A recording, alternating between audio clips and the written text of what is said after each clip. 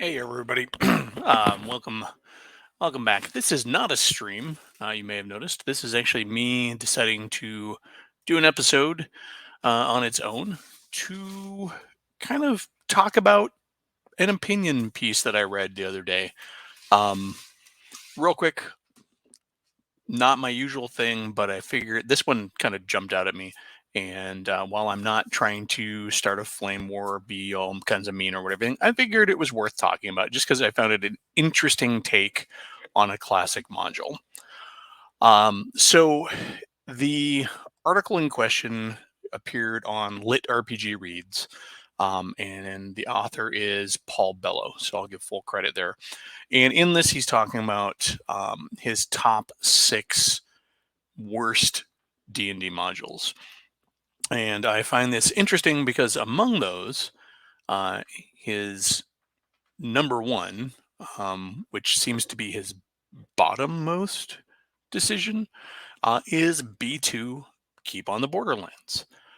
Now, if you've listened to me talk on this channel and seen me talk on other channels like The Old Geek, um, very fond of B2. I think I'm not alone in that opinion. B2, Keep on the Borderlands, is a classic module. But beyond the nostalgia that the module holds, it's just a good module. It is not the most stellar module in the universe, but it's really a great module. And you have to be fair to it, understanding what it is. It is designed as a teaching module. It's not, you know, for experienced players. It is the module that was prepackaged with the Moldve basic set, a set that was written for players 10 years old and 10 and up. So you keep that in mind when considering B2. So I'm not going to spend a lot of time throwing images of B2 and the like up here. Um, Everybody kind of knows what B2 looks like and what B2 is. But for real quick reference, I will go ahead and throw up um, the cover just in case you are coming into this completely dry and have never seen B2. So B2, Keep on the Borderlands, is this. It's the purple cover. We've got some great artwork depicting a party of adventurers. Looks like a party of nothing but demi-humans. Looks like we got a human and a dwarf and, or not a human, but a halfling, a dwarf, and an elf here fighting some hobgoblins. All right. So this is B2. And real quick, I'll just kind of scroll through here. You see the map images are not very good on this PDF, but we got some good black and white interior artwork. This text has been cleaned up from the original, but the original had a very legible typeset. And it's a lot of text, but keep in mind this is a reading module, a teaching module that goes along with the original basic set to help people to learn how to play D&D. But it gives us a lot of tools to work with. We got rumors for this keep. We get an entire keep that presents a home base for the players and has a lot of little things going on in and around the keep itself. It provides us with some basic commerce in terms of um, you know where to buy things, what to do with things. It gives you everything you need to start the game. It doesn't give you names for the characters, but I believe it's really not important. It's easy enough to come up with names for people in a world. Um, but yeah, and then we have a small section on adventures outside the keep, which presents to us a number of locations um, that are little side quests and little bits to experience the world. They're not a deep dive. They're places for beginning players to go to experience playing the game. We got a kobold lair where there are um, there are 8 kobolds there, which for a beginning level party is going to be a pretty decent task. But well, excuse me, that's the Caves of Chaos. But you know what I mean. You got the Mad Hermit, you got Spider's Lair. Um, So and then we have an area map which provides a bit of a sandbox for the DM to run it.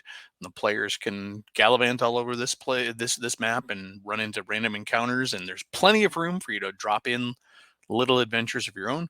We get a full map of the keep pointing out where all the important locations are. And then we have a number of charts and tables that supplement the rules, and allow for this module to be played without a lot of fumbling through the rule book. You can see we've got cost of equipment and weapons, fantasy adventure game reference tables, so we have all of that sort of stuff. We've got basic spell lists, variable weapon damage. Um, we've got, let's see, we've got in here wandering monster charts. So, and that's all, of course, in the center of the module because those modules were arranged with the reference material in the middle and the adventure sandwiched around it. We go through this adventure and you've got plenty of locations. It's never quite forced into play what is going on in the keep, um, and what exactly it is that um, folks are doing there. So, that's kind of a brief skim through the module.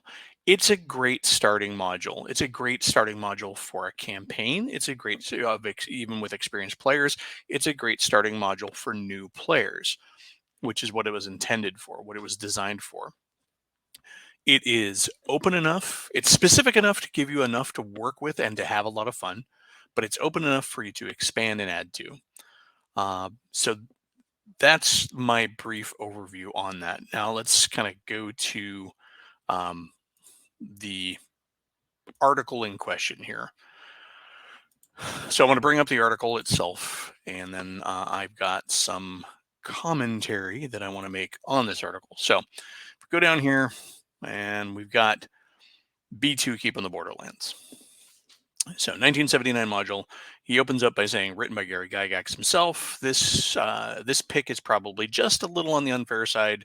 Published in 1979, the module predates almost all of the published material that composes D&D. That's true. I feel like it's unnecessary to be this charitable if you truly understand the product. But maybe he felt the need to temper his opinion. He then goes on to talk about how, um, let's see where we got here. In fact, it's so old that you really can't even play it any longer, which is an incredibly obtuse, really just blatantly incorrect opinion. I mean, the rules for the game still exist. You can pick up copies of BX. You can pick up a BX clone. There's OSE, Old School Essentials, which is a faithful remastering, re-editing, reformatting, but system pure version of BX in basic molde. So yeah, the rules are still out there. Also, it's easy enough to adapt old modules or any module to other editions. So to say that you can't play it any longer is just patently wrong. It's based on the rules that are just over the line of being complex, residing somewhere comfortably in the world of the arcane. Okay, the world of the arcane, so complex. The game is written for 10-year-olds or older. I learned how to play this when I was 8. When I was 8, I learned this without decades of existing tribal knowledge of gaming concepts and terminology. I learned how to play this without being taught by others. We figured it out and we played it. And so to say that it is so complex and that it resides in the arcane is just silly. Beyond that, BX is one of the simplest iterations of D&D ever. When I say BX, that's basic expert. This the two boxes that really started the whole, the basic D&D stuff. So BX is super simple and incredibly easy to learn and play. All right, so he continues on to say, it is a good example of where the game comes from, perhaps, and should be honored for helping players take those first steps into a bigger Dungeons and Dragons world. Yes, it should be, but it does not, without caveats. It is a good module. It should be honored for what it is, and shouldn't be shouldn't need any sort of ifs, ands, or buts about it. It's just a good module. Um, and then he goes on, of course, to say this very damning opinion, it is also objectively a very bad modules. So there's some editing issues, but module. Um, it's just wrong. It's objectively a poor opinion. If I could counter that, it's not a bad module. It's a great module. It's a great module not only in its own right, but for what it does. If you take a modern player and sit him or her down to play the module, the player is going to think it's a joke. Who's going to think this? No modern player I have ever played with who's run through this module, or anybody I've gone through it with, thinks that it's a joke. People who pick it up still like this module. It still rings as a credible module, and I don't know what player you're talking about that would think it's a joke. The module is so generic it hurts. Now, I'll give it to him that the module is not the most specific and very plot or story driven module. Uh, but keep in mind that is a very modern module concept, adventure design concept, and did not exist until well into the 80s, when we had many, many modules come out that really started to shift towards those story and plot based adventures. But also, you have to remember that this is designed to be basically baby's first module. It's supposed to be that module that gets players into the game, teaches them how to play it, introduces them to the concepts of adventuring without getting overly specific. So yes, I'll give it to him that it's generic, but so generic it hurts. No, there's plenty of flavor in there. We have mad hermits. We have, little tidbits about, what Briarch means in Goblin. We have, cultists, and we have stuff going on at the keep. There's plenty going on there to where it's not so generic that it hurts. He then continues to say there's flavor text in the rule books that would be more fun to run than the module. There's none of the verve or flair that one would expect from a good module here. I really feel that says a lot about the author and really demonstrates a wholly modern sensibility when it comes to an expectation when it comes to adventure design. It also speaks more to a preference in play style than the quality of the adventure itself. Um, we can have action adventures, we can have mysteries, we can have exploration, and we can have all of those mixed together. There are, the pillars of the game: combat, exploration, and role playing. It's uh, it it shows a bias towards a particular type of adventure. And as this man is an author um, himself and a designer of modules, I'm curious what kind of modules he writes. I did not look into that because honestly, I don't want to damn his work. I'm talking about I'm speaking to the article in his opinion here. So we continue. Instead, you get you get something that looks like a rough template. You can almost imagine someone accidentally published a guide for building a dungeon on accident. That's just unnecessarily and fundamentally pejorative, and really has no place in an intelligent conversation about the module.